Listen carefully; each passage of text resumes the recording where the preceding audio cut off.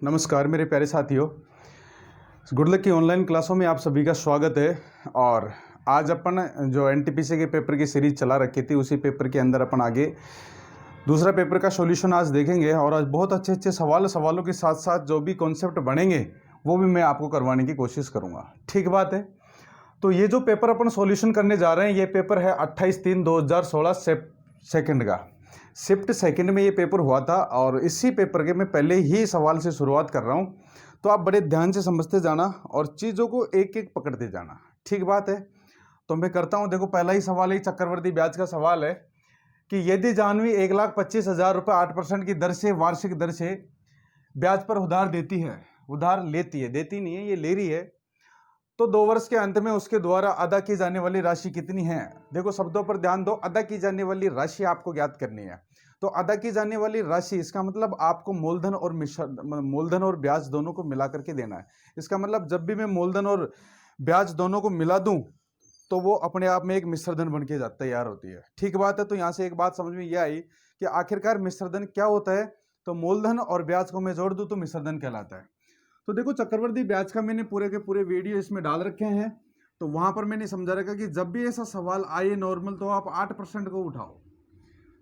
प्रतिशत 8%। इसको अगर फ्रैक्शन में चेंज करूंगा तो आएगा 2/25। इसका मतलब यह है कि यदि अगर 25 रुपये मूलधन होता तो 8% की दर से 1 साल का ब्याज कितना हो जाता, 2 रुपये। तो मैं आपसे एक बात बोल सकता हूं कि यदि 25 रुपये होता तो 1 साल बाद में वो 2 रुपये ब्याज सहित 27 रुपये लौटाएगा। ये पहली साल की बात होगी। चूंकि ब्याज साल है 2, इसलिए 2 बार अपने को लिखना पड़ेगा, क्योंकि दूसरी साल भी दर वही है, मूलधन वही है। तो अगर मैं ये गुणा करूंगा तो 25 गुणा 25 625 और 27 गुणा 27 कितना आएगा, 729। इसका मतलब ये हुआ कि यदि मैं 625 रुपये उधार देता तो 2 साल के अंदर वो 8% की दर से 729 बन जाते। लेकिन सवाल में ये नहीं, ये दे रखा है कि ये 625 नहीं, 1,25,000 रुपए, 1,25,000 रुपये। यदि एक का मान निकालूंगा तो ये बटा में कर दूंगा 625। अगर 25 से काटूंगा तो ये 25 बार कटेगा, ये 25 बार 125 और ये 25 दूनी का 50 और 200 आ जाएगा। इसका मतलब आप हर एक मान आपने ढूंढ लिया तो हर मान 200 गुना पर बैठा है। तो मैं इसको भी 200। अच्छा, आपके समझ ये आएगा कि इसको ही 200 से गुणा क्यों कर रहे हो, क्योंकि आप मिश्रधन, ये सवाल में मिश्रधन पूछ रहे हैं। अगर ब्याज पूछता तो मैं 729 में से 625 घटाता और ये ब्याज आता। तो आप इसको गुणा करोगे तो 0 0 और 9 दूनी 18, 8 2 दूनी 4 1 5 और 7 दूनी का 14, 1458 कहां पर है, ये रहा। तो इसमें आंसर हो जाएगा 1,45,800 रुपए। तो ये बहुत ही इजी सवाल था। चक्रवर्ती ब्याज के इसी तरीके से आपको करने हैं। नॉर्मल सवाल आ जाए तो इसी तरीके से करना है। मूलधन ये मिश्रधन नहीं समझ में आया तो आप पीछे जाके वापस से रिवाइज करके इस चीज को देखना आप। ठीक बात है। मैं अगला सवाल करवाने आपको जा रहा हूं। बाकी आप समझते जाओ चीजों को। और ये चक्रवर्ती ब्याज का अगर ये समझ में नहीं आया आपको तो क्या करो, आप वीडियो पर अगर चैनल पर जा करके और आप अगर चक्रवर्ती ब्याज के वीडियो देखोगे तो मैंने कंप्लीट ये वीडियो डाल रखे हैं। प्रतिशत के बाद में ये चक्रवर्ती ब्याज के ही डाला है सब, मतलब कंप्लीट वीडियो। तो आप उनको देखिए, आपको बहुत हेल्प मिलेगी। चक्रवर्ती ब्याज के सवाल चुटकियों में सोल्व होंगे। तो ये अगला सवाल, मैं सवाल लिख नहीं रहा, मैं समझा रहा हूँ। एडवांस ज्योमेट्री का सवाल आया कि एक त्रिभुज है और ये एक त्रिभुज है, सवाल में दे रखा है, इसका नाम है PQR, PQ और R। PQ बराबर 6 सेंटीमीटर, RQ बराबर 8 सेंटीमीटर और ये कोण 90 डिग्री बोल रखा है इसने। तो ये वाली भुजा पूछी है। अगर ये भुजा पूछी है तो अगर किसी भी त्रिभुज का एक कोण 90 डिग्री हो तो वो त्रिभुज कहलाता है समकोण त्रिभुज। ये एक राइट एंगल ट्राइंगल है। राइट एंगल ट्राइंगल किसी भी त्रिभुज का अगर एक कोण 90 डिग्री होता है तो वो त्रिभुज कौन सा कहलाता है, समकोण त्रिभुज। तो ये त्रिभुज कौन सा है, समकोण त्रिभुज। अगर ये समकोण त्रिभुज है तो मुझे एक बात समझ में आती है, आपने बचपन में ये पढ़ा होगा कि कर्ण का स्क्वायर, जब भी आप समकोण त्रिभुज की बात होती है तो एक पाइथागोरस प्रमेय पढ़ी होगी। और वो पाइथागोरस प्रमेय ये बोलता है कि कर्ण का स्क्वायर बराबर होता है आधार का स्क्वायर प्लस लंब का स्क्वायर। ये अगर आपको पता है तो बहुत अच्छी बात है, अगर नहीं पता है तो ये छोटी सी चीज़ आप किताब के किसी भी पन्ने पर लिख लीजिए और इसको याद मतलब रखना ही पड़ेगा, क्योंकि ये हर की जगह काम देती है। ये ट्रिग्नोमेट्री में भी काम देगी, ज्योमेट्री में भी काम देगी, मेंसुरेशन में भी काम देगी, हर जगह काम आती है। तो कर्ण का स्क्वायर बराबर आधार का स्क्वायर प्लस लंब का स्क्वायर। चीज होगी तीन, कर्ण आधार लंब। अगर तीनों में से कोई भी दो देकर तीसरी निकलवाएगा। मुझे एक बात समझ में आ रही है यहां से कि मुझे लंब दे रखा है और आधार दे रखा है, मुझे कर्ण पूछा है, तो कर्ण का स्क्वायर अगर मैं निकालूंगा तो 6 का स्क्वायर में डायरेक्ट लिख रहा हूं 36, 8 का स्क्वायर 64 और दोनों को जोड़ूंगा तो 100 आ जाएगा। तो इसका मतलब ये कर्ण का स्क्वायर है और के बराबर मतलब कर्ण बराबर निकालूंगा तो आगे सामने वाले का रूट कर दूंगा तो आ जाएगा 10 सेंटीमीटर। अब मेरे दिल में एक बात उठती है, वो क्या है बात, मैं आपको बताना चाहता हूं उसको, कि अगर आपको 6, 8 और ये 10 दे रखा है, आपको 6, 8 और ये 10 दे रखा है, फिर भी इसके बावजूद आप ये कर्ण का स्क्वायर बराबर आधार का स्क्वायर लंब का स्क्वायर ये लगा करके कर रहे हो, ये फॉर्मूला कर रहे हो, तो आपसे बड़ा मूर्ख कोई नहीं है इस दुनिया में। क्यों? क्योंकि ये नॉर्मल ट्रिपल है, ये तो आपके अंगुलियों पर होनी चाहिए। देखो आप 2, 4, 5 जैसे ये जितने भी हैं ये लिख लो कहीं से किताब से, जैसे 3, 4, 5, 6, 8, 10, 12, 12, 5 और 13, ये अपने आप याद होनी चाहिए कि ये 12, ये 5 तो ये 13 हो गए। और मैं बात करूं 24, 7, 25 और मैं बात करूं तो और भी बहुत सारी जैसे फ्रैक्शन होते हैं, 17 का 17 वाला भी होता है। तो ये चीजें आप इनको तो ये नॉर्मल तो है, तो इनको आप अंगुलियों पर होनी चाहिए, ये बार बार प्रैक्टिस में आ जाएगी तो ये आपको पता रहेगा। इसमें कोई जरूरत नहीं है 6, 8 इसका मतलब 10 डायरेक्ट, बस इतना ही करना था। तो मैं बढ़ता हूं अगले सवाल की ओर। बहुत अच्छा सवाल था, ये नॉर्मल सवाल था, ये बेसिक से सवाल ही बनेंगे वहां पर फिर से एग्जाम के अंदर। तो मैं उम्मीद करता हूं कि ये चीजें समझ में आ रही होगी आप और बड़े एंजॉय के साथ आप इस चीजों को पढ़ रहे होंगे। ठीक बात है, अगला सवाल मैं करवाने जा रहा हूं। देखो ये इस टाइप का सवाल पिछले पेपर में भी आया था, पिछला पेपर जब मैंने सोल्व करवाया था तब भी मैंने बताया था। बहुत बढ़िया सवाल, आप ध्यान से समझना।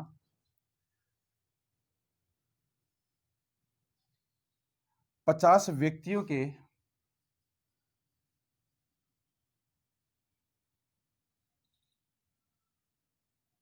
एक कार्यालय में 18 लोग अपने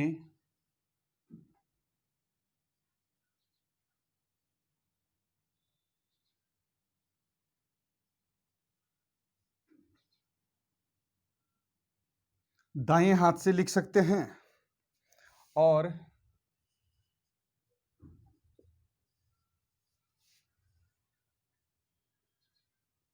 26 लोग अपने बाएं हाथ से लिख सकते हैं और 2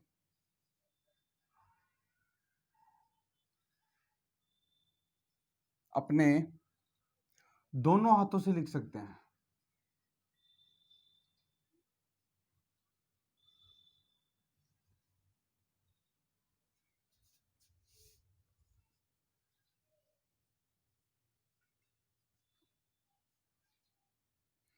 कितने लोग ऐसे हैं जो लिख नहीं सकते?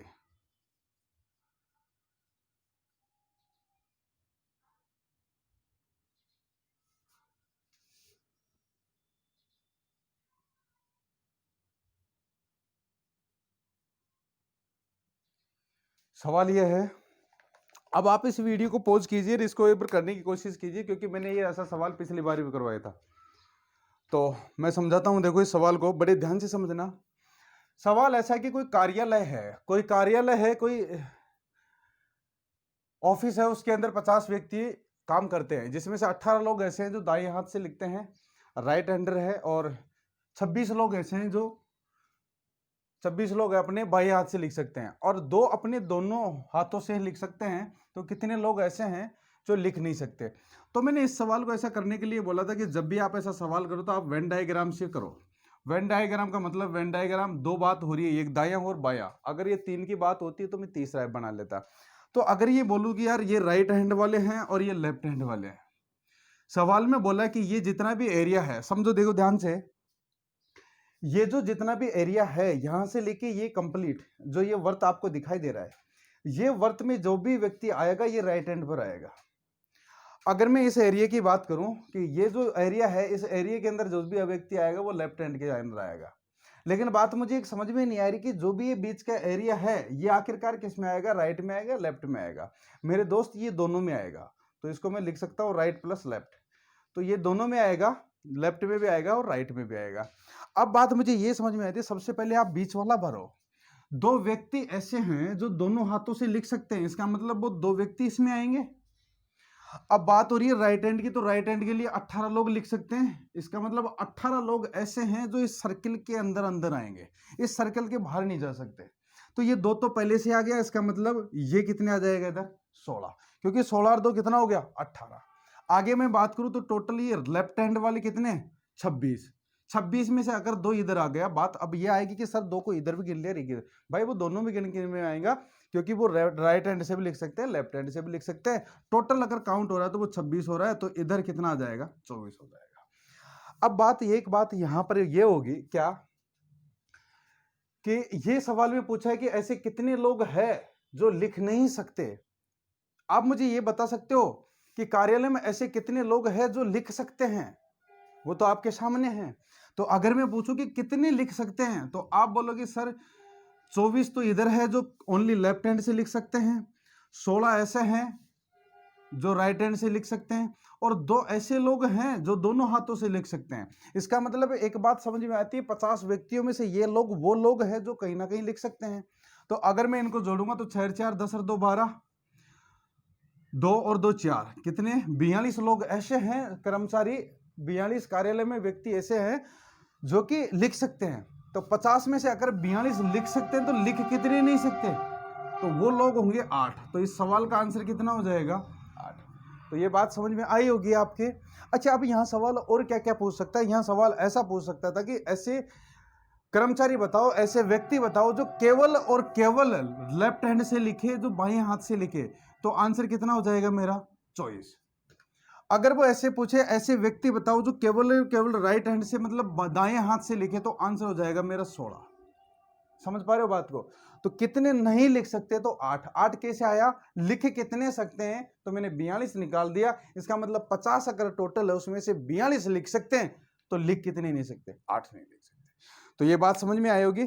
तो मैं अगला सवाल मैं आपको करवाता हूं, देखो। और ये भी ऐसा ही सवाल है, और इस टाइप का सवाल रेलवे, जब से रेलवे का एग्जाम में अर्थमेटिक जुड़ी है और ये तब से मैथ आई है, तब से ऐसे सवाल ही छोटे छोटे पूछता आ रहा है, और आज भी पूछ रहा है और आगे भी पूछेगा। तो मैं उम्मीद करता हूं कि इस टाइप को आप कहीं से भी पढ़ो। ये टाइप मैंने प्रतिशत के अंदर करवा रखी है, जो वेन डायग्राम वाली है प्रतिशत के अंदर, ये कंप्लीट मैंने करवा रखा है। तो अगर आप चाहो तो वहां से भी कर सकते हो, और आप कहीं से भी पढ़ रहे हो तो मतलब कर जरूर लेना, ठीक बात है। क्योंकि यहाँ से आने वाले एग्जाम में फिर से पूछेगा, सवाल बनेगा, और मैं इतना आपसे उम्मीद करता हूं कि ये सवाल गलत नहीं होने चाहिए, ठीक बात है। बाकी अगर आपको ऐसा चाहिए कि दूसरा इसी पर वीडियो बना दो, तो मैं एक और वीडियो बना दूंगा। ये भी बढ़िया अच्छा सवाल है, इजी है लेकिन थोड़ा सा अच्छा है। देखो क्या है, 54 छात्रों की एक कक्षा में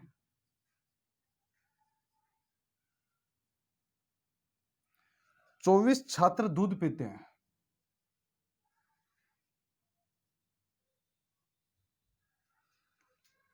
28 छात्र चाय पीते हैं,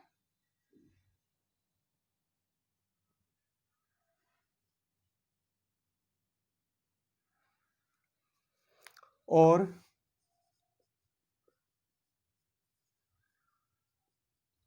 8 छात्र ऐसे हैं जो कुछ भी नहीं पीते।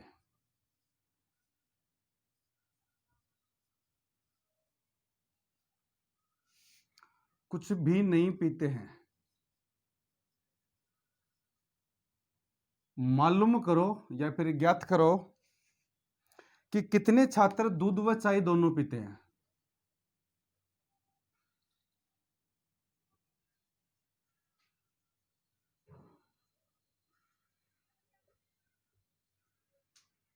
कितने छात्र दूध व चाय दोनों पीते हैं। सेम पैटर्न पर ये सवाल है जो पिछला सवाल था, तो मैं उम्मीद करता हूं कि इस सवाल को आप एक बार कीजिए, इस वीडियो को पॉज करके। अच्छा सवाल है।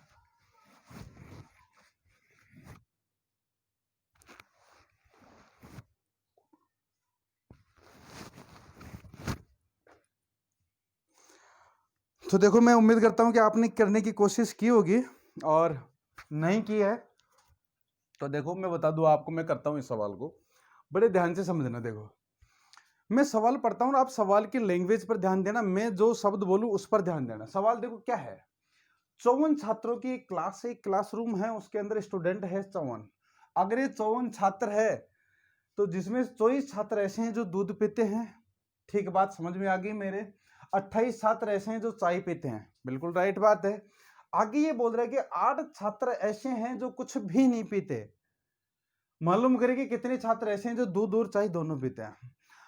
अब मेरे दिमाग कहां पर क्लिक करेगा, कहां नहीं करेगा, आपको मैं बता दूं। जब आप किसी एग्जाम हॉल में बैठे हो और आप एग्जाम हॉल में अगर सवाल को जैसे कर रहे हो, तो सवाल को कहां से तोड़ना स्टार्ट करोगे वो मैं बताता हूं। दिमाग में आएगा कि यार 54 छात्र है, ठीक बात है, 24 छात्र दूध पीते हैं, 28 छात्र चाय पीते हैं, ठीक बात है, लेकिन 8 छात्र ऐसे जो दोनों कुछ नहीं पीते, और अपने को वो निकालना है कि दोनों जो पीते हैं। तो सबसे पहले मेरे एक बात ये समझ में आई कि यार टोटल अगर 54 स्टूडेंट है, उसमें से 8 स्टूडेंट तो ऐसे हैं जो कुछ भी नहीं पीते, तो ये तो अपने सवाल में आने के चांसेस ही नहीं है। तो सबसे पहले एक काम करो, क्लास में वो देखो कि जो कुछ ना कुछ जरूर पीते हैं। तो मैं अगर ये कुछ ना कुछ जरूर पीते हैं, ऐसे स्टूडेंट कितने, 46। तो अब मेरा सवाल 46 पर पहुंच गया कि 46 छात्र ऐसे हैं जो या तो चाय पीते हैं या दूध पीते हैं या दोनों पीते हैं। इसके अंदर 46 के अंदर कंप्लीट आ गया। ऐसा क्यों 8 मैंने इसलिए क्योंकि स्पष्ट बोल रखा कि 8 स्टूडेंट ऐसे हैं जो कुछ भी नहीं पीते, ठीक बात है। अब मेरे एक बात ये आती है क्या कि 24 स्टूडेंट ऐसे हैं जो दूध पीते हैं और 28 स्टूडेंट ऐसे हैं जो चाय पीते हैं। अगर मैं जोड़ के मैं देखूंगा तो ये कितने आ जाएंगे, 8 4 12, 2 2 और 2 4 1 5, 52 स्टूडेंट आ गए। मेरे दोस्त एक बात मुझे समझ में नहीं आ रही कि ये 52 स्टूडेंट कैसे आ गए, क्योंकि स्टूडेंट तो पीने वाली 46 ही है। बात बैठ रही खोपड़े में, क्योंकि 54 स्टूडेंट टोटल थे, इसमें से 8 तो स्पष्ट बोल दिया कि कुछ भी नहीं पीते, इसके मतलब 46 स्टूडेंट ऐसे जो कुछ ना कुछ पीते हैं।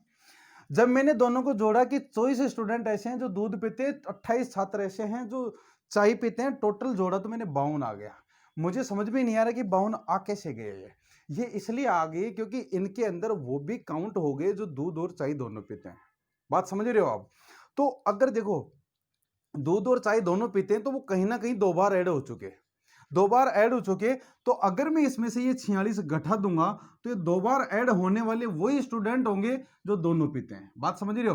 तो ये कितने हो जाएंगे, 6 स्टूडेंट ऐसे हो जाएंगे जो दोनों पीते हैं। तो ये मेरे को उम्मीद है कि ये समझ में आया होगा, क्योंकि 52 टोटल बन गए, 46 अगर ये मैं घटाऊंगा तो ये 6 आंसर हो जाएगा। बात समझ रहे हो। बहुत इजी सवाल होते हैं, बस आपका दिमाग चलाने की देरी होती है कि आप इसको कर कैसे रहे हो।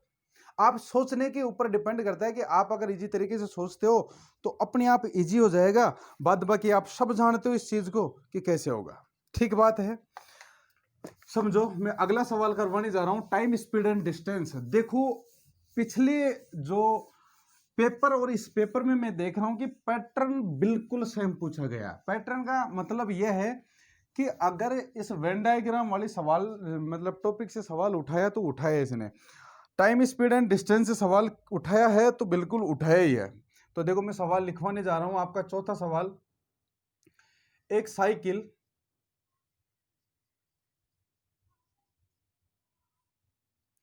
चालक 8 किलोमीटर की दूरी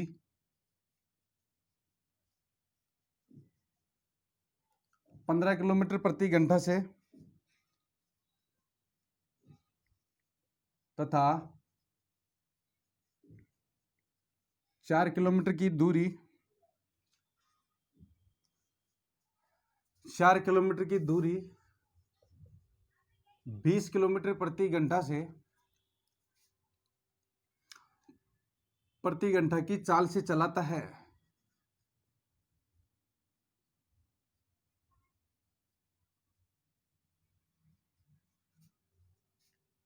तो उसकी औसत चाल ज्ञात करो।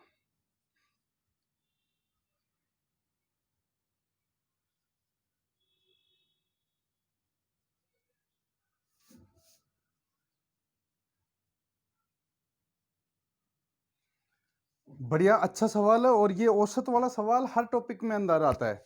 आप चाहे कोई सी भी राजस्थान पुलिस दे रहे हो, पटवारी दे रहे हो, या किसी रीट्वीट की दे रहे हो, हर कोई के अंदर ये सवाल आएगा। बड़े ध्यान से समझना। देखो क्या होता है, पिछला जब मैंने करवाया था तब भी मैंने ये बोला था कि जब भी औसत का मान नाम आए तो औसत बराबर होता है राशियों का योग बटा राशियों की संख्या, क्योंकि एवरेज स्पीड आपको ज्ञात करनी है। अब चाल बराबर होता है दूरी बटा समय। दोबारा से एक बार बोलो, चाल बराबर क्या होता है? दूरी बटा समय। तो अगर मुझे औसत चाल निकालना है, यदि मुझे औसत चाल निकालना है तो दूरी बटा समय, इसका मतलब एवरेज स्पीड बराबर होगा औसत चाल बराबर कुल दूरी बटा टोटल टाइम, कुल समय। अब कुल दूरी कैसे निकलेगी? क्योंकि कुल दूरी 8 किलोमीटर ये जा रहा है और 4 किलोमीटर ये जा रहा है, 8 4 12 किलोमीटर हो गया, तो ये 12 किलोमीटर। कुल टाइम, अब देखो टाइम बराबर होता है, स्पीड बराबर होता है डिस्टेंस अपॉन टाइम, मतलब चाल बराबर दूरी बटा समय। तो अगर मैं टाइम निकालूंगा तो दूरी बटा क्या होता है? चाल होता है। तो अगर मैंने यहां पर लिख दिया टोटल दूरी, और अगर टोटल टाइम लिखूंगा तो जो 8 किलोमीटर की दूरी वो 15 के हिसाब से जा रहा है, तो यहां पर इतना टाइम लगेगा, प्लस 4 किलोमीटर की दूरी 20 के हिसाब से जा रहा है, तो यहां पर इतना टाइम लगेगा। अगर आपका दिल करता है तो इसको काट सकते हो 1/5। और अब देखो, ये आप कंपटीशन में बैठ रहे हो, आप किसी क्लासरूम में ये नहीं कर रहे, तो अब आपको डायरेक्ट आना चाहिए कि 15 और 5 का एलसीएम 15 आएगा। 15 और 5 का अगर एलसीएम लूंगा, लघुत्तम समापवर्तक लूंगा, तो 15 आएगा। अरे ये बटा क्या, बटा में तो ऊपर जाके गुणा होगा, ये भी कंफर्म पता है। 15 का भाग 15 में दोगे तो एक बार जाएगा, मतलब 8 आएगा। और अगर ये 5 का भाग 15 में दोगे तो 3 आएगा, 3 ऊपर जाके जुड़ेगा। इसका मतलब मुझे एक बात समझ आ रही है, इसको सोल्व करोगे आप तो ये 12, ये एलसीएम वाला 15 और 8 3 11 आ जाएगा। इसका मतलब ये आ जाएगा 15 गुणा ये करोगे तो 180/11। और अगर आप इसमें भाग दोगे तो 11 एकम 11 बच गया 7, 70, 11 छकी 66, बच गए कितना? 4। पॉइंट लगाओगे तो 11 3 33, और ये 6 किलोमीटर पर आवर इसका क्या हो जाएगा? आंसर। तो ये हो जाएगी इसकी औसत स्पीड, एवरेज चाल। तो मुझे समझ में, मतलब उम्मीद करता हूं कि आपको समझ में आया होगा। राशियों का योग बटा राशियों की संख्या, एवरेज स्पीड बराबर टोटल दूरी बटा टोटल टाइम। ठीक बात है। तो मैं अगला सवाल आपको करवाने जा रहा हूं, बहुत बढ़िया सवाल है। और तो देखो ये सवाल है, एक मिठाई बनाने में आपको 5 कप दूध दिया। अब ये देखो लंबा चौड़ा सवाल है, रेलवे का सवाल। रेलवे के आप खासियत जानते हो, नहीं जानते हो तो मैं बता दूं, क्योंकि सवाल ऐसा है, कोई बात नहीं, सवाल ऐसा है जो मतलब लंबा चौड़ा देता है, इसके अंदर भगवान जाने क्या क्या रहता है, और लेकिन सवाल का सॉल्यूशन बहुत ईजी रहता है। तो मैं उम्मीद करता हूं कि आप समझने की कोशिश करोगे। देखो क्या है कि एक मिठाई बनाने में आपको 5 कप दूध दिया जाता है। देखो समझो, बड़े प्यार से समझना सवाल को, बहुत अच्छा सवाल है।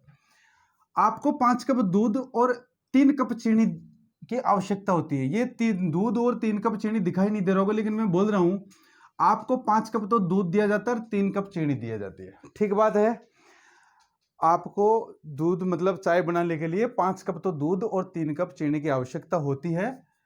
यदि मैं आपको 25 कप दूध दूं, यदि आपको 25 कप दूध दिया जाए तो मिठाई बनाने के लिए कितनी चीनी की आवश्यकता होगी? बता सकते हो आप? बहुत ही जी सवाल है, बिना पेन लगाए हुए, आपको पेन लगाने की जरूरत नहीं है, सिर्फ मेंटेलिटी से आप सोच के सवाल का जवाब दे सकते हो। मेरे दोस्त, अगर मैं यहां पर करने की कोशिश करूं तो अगर आपको मैं ये बोलूं कि जब आपको 5 कप दूध खपाना है, जब आप 5 कप दूध की मिठाई बनाते हो तो चीनी की आवश्यकता कितनी होती है? आप बोलोगे सर 3 कप की। सवाल में बोला है, यही बात बोला कि ये 25 कप आज आपको ये दूध दे रहा है। 25 कप अगर ये दूध की जरूरत पड़ रही है, या जरूरत पड़ क्या रही है कि ये आपको दे रहा है, तो इसका मतलब मुझे एक बात समझ में आ रही है कि पहले से कितना गुना ज्यादा दे रहा है? आप बोलोगे सर 5 गुना ज्यादा दे रहा है। इसका मतलब यहां पर अगर ये 5 का 25 कर रहा है तो मेरी गारंटी है ये जो ये चीनी को भी क्या करना पड़ेगा आपको, इसको 5 गुना करना पड़ेगा, और इसको 5 गुना करोगे तो कितना कप आएगा? 15 कप। और आपका यही क्या हो जाएगा? आंसर। अब मुझे ये बताओ, मैं तो आपको पढ़ा रहा हूँ, इस वजह से मैं ये लिख रहा हूँ, आप वहां लिखोगे क्या? ऐसा इतना बड़ा मूर्ख कोई नहीं है। अगर आप लिखोगे तो 5 कप दूध 3 कप चीनी 50-25, इसका मतलब 5 गुना तो 5 3 15 आटा। 10 सेकंड का ये सवाल है, 10 सेकंड क्या 5 सेकंड का सवाल है, 5 सेकंड में आप इसको करके चले जाओगे। तो मैं उम्मीद करता हूं कि ये सेशन आपको समझ में आया होगा। अब मैं एक दो सवाल वो बता रहा हूं जो जिन्होंने मेरे पास व्हाट्सएप पे सवाल भेजे हैं और वो उनको उस सवालों में प्रॉब्लम है, तो वे सवाल मैं करवा रहा हूं। और ये जो सवाल भेजने वाले ऑलरेडी गवर्नमेंट सर्वेंट है, लेकिन उसके बावजूद उनको नीवा रेलवे में जाने की उनकी हार्दिक इच्छा है, तो मैं उनके लिए ये सवालों के सॉल्यूशन दे रहा हूं। देखो क्या है सवाल, मेरा फोन में पढ़े, एक मिनट मैं निकाल के बताता हूं।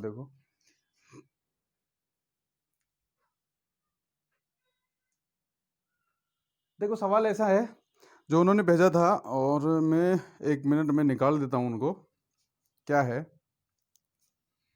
बाकी ये जो मैं अब टाइप बताने जा रहा हूं जिन्होंने उन्होंने पूछा है, ये जो सवाल है ये भी बहुत अच्छे अच्छे सवाल है। इस टाइप के सवाल हमेशा एसएससी में भी बनते आए हैं आज तक और आगे भी बनेंगे। देखो सवाल क्या है। सवाल नंबर पहला है कि यदि x बराबर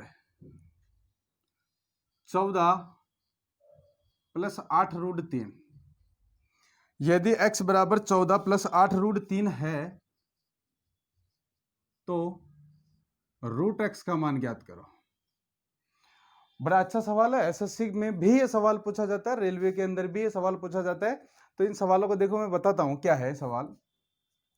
जब भी आपके पास ऐसा सवाल आए तो x बराबर 14 प्लस 8 रूट 3 है, आपको रूट x निकालना है, इसका मतलब इसका रूट निकालना, तो इसका भी रूट निकालना होगा। अब इसका रूट निकालना तो आपने बचपन में एक फॉर्मूला पढ़ा होगा, ए प्लस बी का होल स्क्वायर। आप मुझे बोलकर बताओ कि ए प्लस बी का होल स्क्वायर क्या होता है। तो A square plus B square plus क्या होगा 2ab। बात समझ में आ रही है? बड़े ध्यान से समझते जाना। अब एक बात मुझे ये आ रही है कि यहाँ पर 1 2 और 3 टर्म, प्लस में 3 टर्म आगे यहाँ पर 2 लिखी हुई है, जिसका मतलब कहाँ कुछ ना कुछ इसने किया है, ए स्क्वायर प्लस बी स्क्वायर को जोड़ के इसने इस 14 में शिफ्ट कर दिया, और 2a प्लस बी इसने कहीं ना कहीं यहाँ पर लिखा है। कुल मिला के बात अगर मैं सीधी बात ये बोलूँ आपको डायरेक्ट, कि जब भी आपके पास ऐसा सवाल आए तो आप होल स्क्वायर बनाने की कोशिश करो, उसको हमेशा होल स्क्वायर से होगा सॉल्व। होल स्क्वायर के लिए क्या होगा कि देखो मैं इसको अगर तोड़ने की कोशिश करता हूं, कैसे बनाओगे बड़े ध्यान से समझना, नहीं यहां हमेशा प्रॉब्लम आती है। 2 ऑलरेडी इस फॉर्मूले में है तो इसका मतलब 2 तो इसमें भी होगा ही वाला। जब 2 इसको मैं बाहर निकाल दूं तो बचेगा कितना, 4 रूट 3 बचेगा, 4 रूट 3 बचेगा। अगर इस 4 रूट 3 को मैं दोनों भागों में ऐसे बोलूं कि यार इसने कहीं ना कहीं 4 रूट 3 ए और बी तो नहीं मान लिया, तो मैं एक बार के लिए इसको ए मान लेता हूं और इसको बी मान लेता हूं। फिर मैं क्या करूंगा कि इसका ए स्क्वायर निकालूंगा, तो ए स्क्वायर कितना हो जाएगा 16, इसका स्क्वायर करूंगा तो 4 का 16 और इसका कितना आएगा 3, कितना आएगा 3, 19 से 14। तो एक बार मैं देख लेता हूं, इसमें 19 होना चाहिए एक बार, ठीक है इसमें 19 है भाई। ये अगर यहां पर 19 है तो अगर देखो ये 16 और 3 कितना है 19, तो इसका मतलब ये मामला सेट हो गया कि ए के बराबर कितना है 4 और बी बराबर कितना है रूट 3। इसका मतलब दोनों को मैं जोड़ रहा हूं तो 4 रूट 3 बन रहा है। तो मुझे एक बात यहां से ये समझ में आ रही है कि ए बराबर तो 4 है और बी बराबर रूट 3 है। अगर मैं इसका होल स्क्वायर करता हूं तो मेरे को ये प्राप्त होता है। तो अब तो यहां से तो ये भी समझ में आ गया, तो इसको मैं एक्स बराबर लिख सकता हूं। तो x बराबर ये चीज लिखो चाहे ये चीज लिखो, बात ये की है रूट x का मान मुझे निकालना, तो रूट x बराबर कितना हो जाएगा, अगर इसका अंडर रूट करूंगा तो स्क्वायर हट जाएगा, तो आंसर आ जाएगा 4 रूट 3, 4 प्लस रूट 3। अच्छा एक बात और पूछ सकता है यहां से 1 upon root x, 1 upon root x भी पूछ सकता है। तो 1 अपॉन रूट एक्स कितना होगा इसका, आप अगर ये दोनों का डिफरेंस देखे होल स्क्वायर करके तो इसको बटा में करोगे और बटा में ऊपर नीचे माइनस करके चेंज करोगे, इसको गुणा करने के बाद में ये बनेगी, ठीक बात है। अब इस सवाल में तो फिर भी उसको कोई समस्या नहीं है, जैसे मैं दूसरा सवाल और बताता हूं ऐसा ही, और वो सवाल क्या है देखो, बड़े ध्यान से समझना, ये सवाल बहुत अच्छे सवाल होते हैं और बिल्कुल इजी सवाल होते हैं, एक बार समझ गए तो कोई ज़्यादा भारी बात नहीं है। सवाल में देखो अभी ऐसा दे दे, इसमें से तो डायरेक्ट बन गया 49 प्लस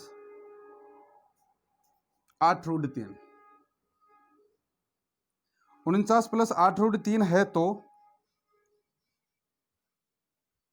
रूट एक्स का मान ज्ञात करो। फिर वो ये कहानी बात समझ में आती है कि यार a प्लस बी का जो होल स्क्वायर होता है वो होता है a square plus B square plus 2ab। इसका मतलब दो तो पहले ऑलरेडी है ही, तो अगर मैं इसको तोड़ने की कोशिश करूंगा तो दो तो मैंने बाहर ले लिया, वो ऑप्शन वाला मतलब फॉर्मूले वाला, तो यहाँ पर बच गया कितना 4√3। अब 4√3 है तो मैं अगर इसको a मान लूँ इसको b मान लूँ तो 16 और 3 19 होता है, जबकि मुझे लेके आना है कितना 49। अब मुझे डाउट हो रहा है, अच्छा एक बात बताओ, मैं यहाँ पर अगर इसको एक से गुणा कर दूं तो कोई समस्या है क्या? कोई समस्या नहीं है, क्योंकि एक से गुणा करोगे तब भी कोई फर्क नहीं पड़ता और अगर जोड़ोगे तब भी कोई फर्क नहीं पड़ता। तो इसने किया क्या है कि इस कंप्लीट पूरे को 4√3 को तो मान लिया a और इसको कर दो आप b। इसका मैं अगर स्क्वायर करता हूं तो 16 का 4 का स्क्वायर 16, √3 का 3 तो 16 तिया 48 और 1 का 1 और 48 रे कितना हो गया 49। इसका मतलब ये बात सेट हो गई, इसका मतलब 49 आ गया तो ये बात सेट हो गई। तो इसका मतलब a बराबर 4√3 और b बराबर 1, तो मैं इसको x बराबर लिख सकता हूं 4√3 प्लस 1 का होल स्क्वायर। अगर आप ये इसको खोलोगे तो यही बात समझ में आएगी, और आप √x निकालना चाहते हो तो सामने वाले का अंडर रूट कर दो, तो 4√3 प्लस 1 इस सवाल का आंसर हो जाएगा।